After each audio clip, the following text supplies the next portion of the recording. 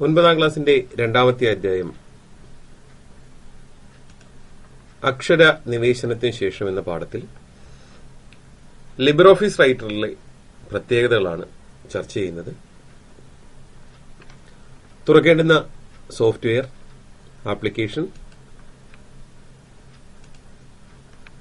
Office, LibreOffice writer.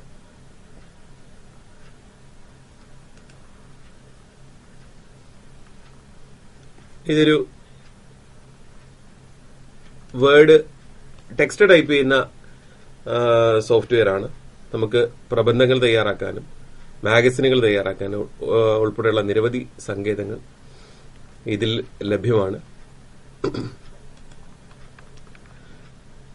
പുസ്തകത്തിലെ ആദ്യത്തെ പ്രവർത്തനമായി നൽകിയിരിക്കുന്നത് വാക്കുകൾ, കുറച്ച് അക്ഷരങ്ങൾ നൽകിയിട്ടുണ്ട്. അവ കൂട്ടിച്ചേരുന്ന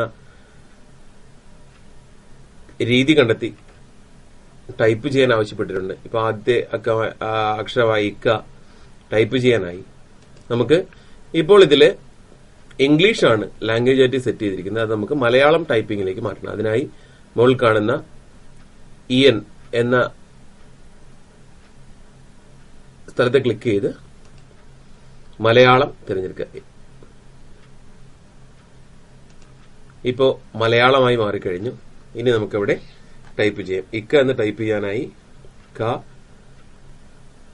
ചന്ദ്രകല, ക, അത് ഇക്കയായി മാറുന്നു. അടുത്തതായി ഇമ്പ,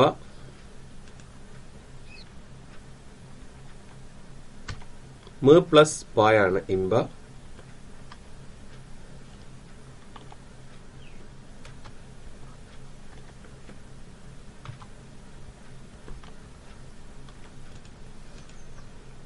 ഇപ്പോ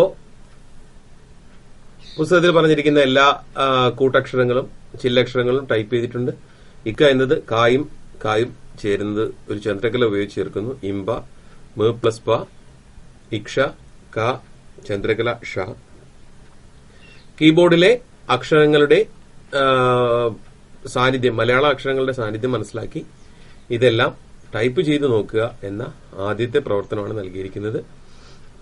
കീബോർഡിലെ അക്ഷരങ്ങളെല്ലാം നമുക്ക് മനസ്സിലാക്കി ടൈപ്പ് ചെയ്യുക. കീബോർഡിൽ സ്വരാക്ഷരങ്ങളും വ്യഞ്ജനാക്ഷരങ്ങളും പ്രത്യേകം തിരിച്ചു നൽകിയിട്ടുണ്ട്. ഷിഫ്റ്റ് D ഉപയോഗിച്ച് നമുക്ക് ആ എന്ന് ടൈപ്പ് ചെയ്യാം. ഷിഫ്റ്റ് E ഉപയോഗിച്ച് ആ,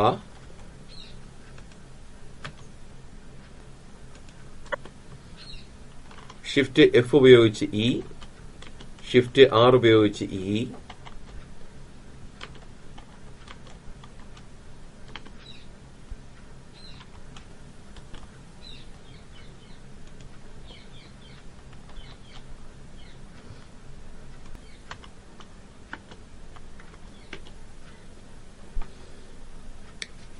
ഇപ്രകാരം നമുക്ക് സ്വരാക്ഷരങ്ങളും വ്യഞ്ജനാക്ഷരങ്ങളും കൂട്ടക്ഷരങ്ങളും ഒക്കെ ടൈപ്പ് ചെയ്യാം.